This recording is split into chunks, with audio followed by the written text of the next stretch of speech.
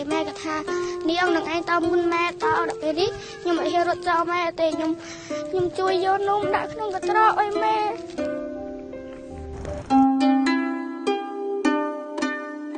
វីរភាពអង្អាចក្លាហានអិនរីកងកម្លាំងកម្ពុជាដេញចោលសៀមចង់រៃបង្កសង្គ្រាមឈ្លានពានទឹកដីសាងអំពើព្រៃផ្សៃឧក្រិដ្ឋកម្មសង្គ្រាមសូមកុលបុត្រខ្មែរពួតដៃ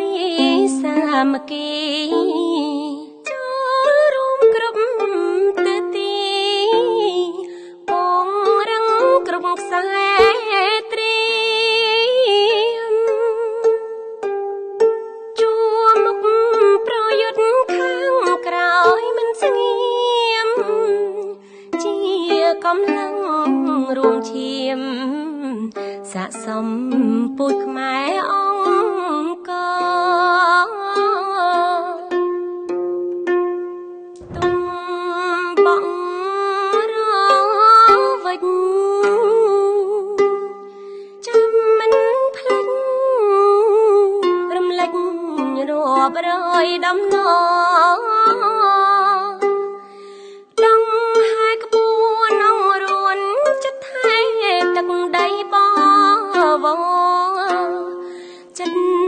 ស្មងសង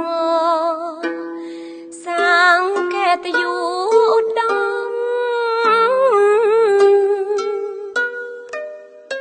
សូមប្រលឹងបពាំងបរំខ្មែរបារមីខ្លាំងពូកែជួយថែកងកម្លាំង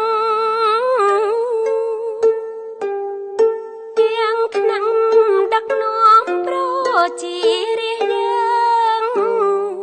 សូមឲ្យបានថ្កុំថ្កើងខ្មែរបានសុខសាន្តរៀងអើយទុំបងរវិចចាំមិនភ្លេចរំលេចរាប់រយដំណរដងហើយក្បួនអង្រួនចិត្តថែទឹកដីបវរចិត្តស្មងសងសាងកេតយុឧត្តមសូមប្រលឹងបពាំងបរំខ្មែរបារមីខ្លាំងពូកែ